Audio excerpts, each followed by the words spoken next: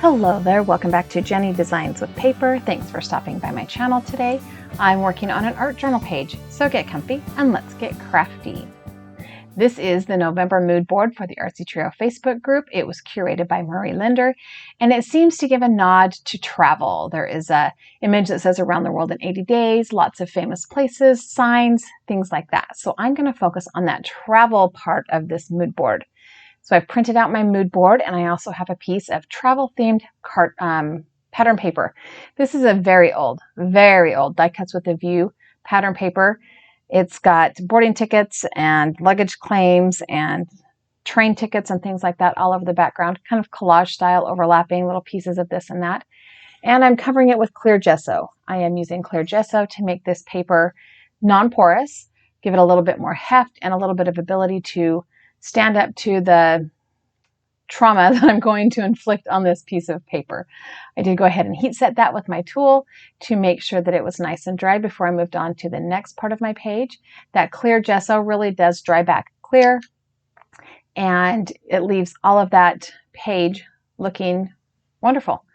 So the next thing I'm doing is adding some ink around the edges. This is archival sepia ink, and I'm using a foam blending tool to kind of cover up that white core of the cardstock and also add a little bit of a border. Looking at the page now, it doesn't really give much of a border. It does kind of add an antique look to it, or a vintage look to it. I have a whole bunch of ink on my work surface, so I sprayed it down with some alcohol in a spray bottle, and I picked it up ink smushing style. It's not super noticeable on the page. That alcohol does dry back quite a bit, and so it's not as noticeable if I had used like water soluble ink, right? So I'm going to focus a little bit, like I said, on this travel idea, and I'm going to create a vintage style scrapbook or travel journal page. So I have a very old die in my stash. It's an old Stampin' Up! Die, and it creates this film strip sections. And I have some washi tape from the washi tape shop that has pictures of famous buildings. So I cut the film strips out of some scrap black cardstock that was just in my scrap bucket on my desk. And then I cut it out of white as well so that I could use the inside piece. And I'm going around those inside pieces with that sepia archival ink. I did spray my work surface with alcohol ink, or alcohol again, and pick up that ink, but I think I edited that out for some reason. I'm taking one building, or I'm putting a different building on each of the three sections of this kind of film strip reel die cut. And I'm wrapping the washi tape around the back of that white cardstock. And then when I'm finished, I will go ahead and flip it over and tape those edges down with Scotch tape. Washi tape is a very delicate tape, but the sticky on it is not going to last forever. It is a very low tack tape. So this washi tape will keep it from peeling up over time, I hope. I would not ever really use washi tape in an actual scrapbook where I was putting pictures in, because it is not acid free and it could damage your photos. But for a fake scrapbook, it's fine. It's not going to ruin anybody's actual photos, right? So this is how it's going to look when I have all those film strip pieces put together. Also in that die set is this kind of Polaroid style. I cut two of them out, and I'm going to layer them together. Those edges are a little bit thin, so they needed a little extra stability. And it also makes it a little thicker, like an actual, it's not quite as thick as an actual Polaroid, but almost. So I have that center piece. I'm going to decorate. I'm going to stamp on it as well. I have a couple of older Stampin' Up! Sets that I have kept in my stash because they are travel themed and they have lots of nice background textures. And one of them is this kind of ship log or ship journal. And I'm just going to stamp that in that sepia ink all over that white square. It's not going to line up. It's not going to be perfect. You're not going to be able to tell. It just looks like an old piece of vintage log, whether it be a ship log or a store clerk log, something like it. It just looks like an old log. I also grabbed that steamship and stamped it in cobalt archival ink, and then I used the compass rose, and I made sure that north was up, and stamped that in the blue ink as well. And then I went around the edges with the sepia ink. I also went around the edges of the Polaroid, both on the outside and on the inside of that square. This is just adding to that vintage look. So this is another washi tape from a washi tape shop that I got, and I'm going to use pieces of it on my Polaroid background. I wanted to use off of this larger one, I'm going to use the stamps. So this little piece I tore off has a couple of stamps. It looks like they're from Brazil. They add a little bit of green, so another color into my art journal page. I'm just wrapping that around the top right, and I'm going back around that edge with the sepia ink. And then I have this old kind of castle-looking building. It's actually probably a church. It looks like there's a cross on the top of one of the spires. Excuse me. So then I'm going to do the same thing. I'm going to tape the edges down with that Scotch tape and go around the edge with the foam blending tool just to make sure that it's all still has that kind of vintage look to it. So when I have that put together, or all that taped down, I need to tape the insert back into this Polaroid frame, which now I've got sticky all over me. Oh, forgot to turn my phone down. Sorry. Anyway, I have to be kind of careful how I am taping down this Scotch tape because that edge of that Polaroid is narrow. I don't want it hanging off. That would just look weird. So once I have the Polaroid put together, I'm going to do the same thing for the film strips. One of the pieces of the film strip has a narrower edge. I think when I was cutting it out, it kind of slipped off the scrap paper, like the die slipped a little bit, moved a little bit. And so it's a little bit narrower than the other two. And that would only matter if I was going to lay them on the page in film strip style, but I'm not going to do that. So it doesn't matter. Once I have the inserts of the film strips put together, I can go ahead and get ready to put my page, add some more elements to the background of my page and then put my page together. So this is kind of a fun page. I like how it turned out. I feel like it looks like an old vintage travel journal. So I'm going to take that journaling page again, or journaling stamp again, and I'm going to ink it up in the cobalt blue ink. And I'm going to stamp that on the background of my page a couple of times.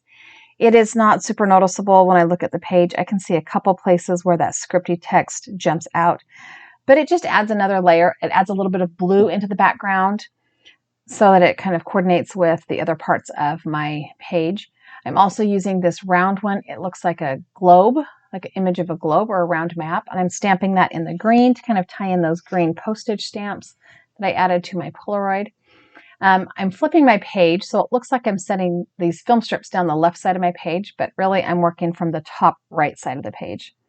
So I'm just going to glue them down. I've grabbed my Tombow Mono glue because it was on my desk. It's always on my desk. And I'm just going to line this up. The second one here, you can see it's a little bit narrow. I'm going to put it down there anyway, but you're not going to notice that it is narrower, so it's not going to look weird because I'm going to take that third one and just lay it across that part where they would, where the top two meet. So I'm just going to kind of cover up that difference. So, if I laid it down here, it would be obvious, but I'm not going to. And I'm just going to stack them right there. So it's a very collage style looking journal. And then I'm going to take my Polaroid and I'm going to add it right here over the top of my film strip pieces. I'm going to take it down as far to the bottom as I can get just about. And I'm going to glue that on with the Tombow Mono glue as well. I'm just going to tilt it a little bit because why not? It looks better than straight on. I'm going to add a couple of pieces of washi tape to the top and bottom of that Polaroid because if you were making this a journal, you would have to tape it down somehow, right? Sorry, my voice is really being extra right now. So I did go over the washi tape with that clear gesso. Clear gesso can be used as an adhesive for lightweight things like washi tape. And then I went over the entirety of my focal image. I wasn't sure at this point if I was going to add shading with another medium, so I needed that to be a more non-porous surface, other than just plain cardstock. I ended up not using any type of Pitt pen or watercolor pencil or anything because I felt like the layers added enough shadow and dimension to the page. It looked very, very real. It was good. I'm going to go ahead and heat set that clear gesso, and then I'm going to take a pen and I'm going to sign and date the edge here. I'm dating it November because I did make it in November, and it is November's prompt. I just, life happened and I didn't get around to editing the footage until December. All right, we're going to put another piece of that pattern paper on the back. I'm going around the edges, as close to the edge as I can get with this really sticky double-sided adhesive. Once I peel off the release paper, I can add some liquid glue to the middle, and that will kind of help the middle stick down and also help it.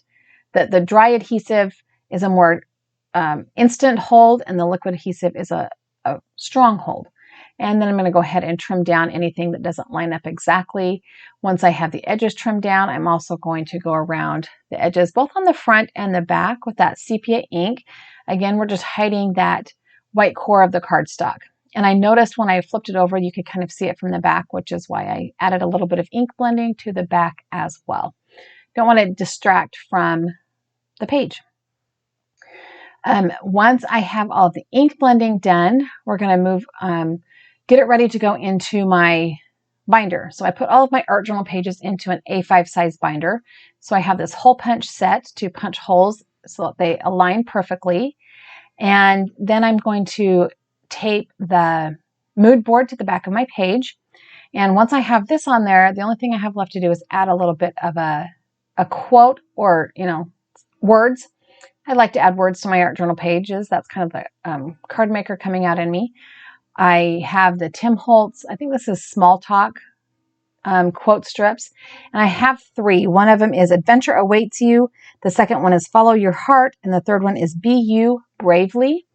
On the second one there, I did have to put a little teeny tiny piece of foam tape, which you can kind of sort of see me fiddling with there, under the end that sticks off the Polaroid. And I felt like these 3 phrases went really nicely with this idea of traveling. Because like one of my children did her first flight without a parent. So you have to be brave. So I love how the page turned out. I think it looks like a very authentic, vintagey journal, travel journal. Thanks for hanging out with me today. I hope you enjoyed the video. I have a couple of other videos here I think you would like as well.